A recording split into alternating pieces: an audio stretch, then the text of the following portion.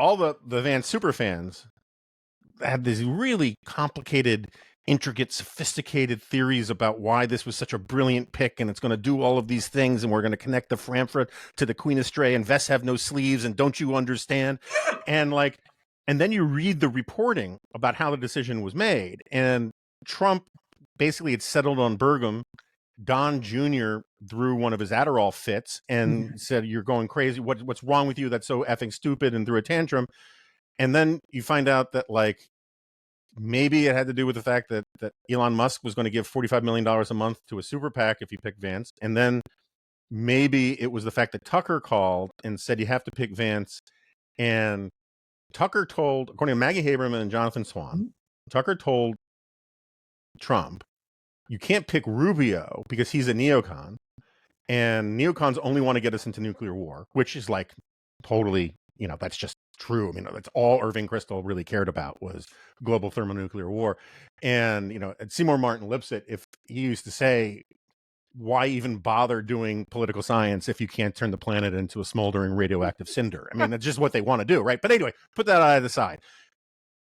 He then said, also, if you pick Rubio, because he's a neocon, that will give the American intelligence agencies and the national security complex in the United States the permission they need, the incentive they need to assassinate you.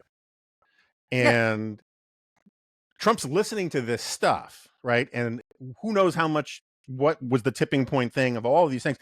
None of these things suggest some multi-dimensional theory about the electorate and about, some grand strategery thing. This is all crazy people in a bunker saying crazy things, or multi-billionaires offering quasi bribes to do what they want. This is not evidence that Vance was this incredibly thought out pick through regression analysis and, running the traps on every possible eventuality. It's just the chaos of the Trump universe extending into a VP pick. I think you're right. And I think that Trump, first of all, doesn't believe that he needs a vice president. Right. He's made that clear. And he didn't want to be bothered. So why not have a good bro, attack dog, base juicer, or whatever he thought he was going to be? He thinks that he's handsome like central casting. He got over the fact that he has a beard, even though he's not a beard guy, but both his sons have grown beards. And it is, I'm sure it's, JD Vance is 40 years younger than Trump, but looks younger than that. So that was probably a hurdle, but he must have just decided, I have this election in the bag, and this guy's just frosting. It just doesn't matter. And he said on CNN months ago that Mike Pence never should have certified the election and that they should have brought alternate electors to the Congress to have a full-fledged constitutional crisis conflagration, the likes of which we've never seen. So in a way, it's right, what does Trump want, right? He wants central casting.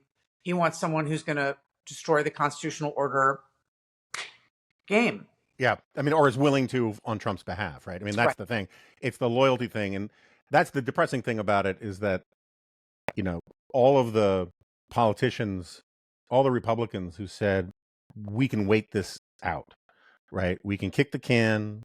Pelosi will take care of, Democrats will take care of Trump.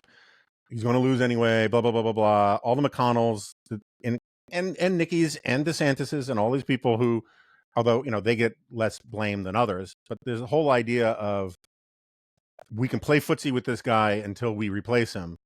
Miss the fact that you wait long enough and a whole generation of politicians will grow up thinking that the Trumpian GOP is normal, and they'll be products of it. And Vance is the most intellectual of that, Madison Cawthorn, universe of Trumpified politicians, but he's not going to be the last of them.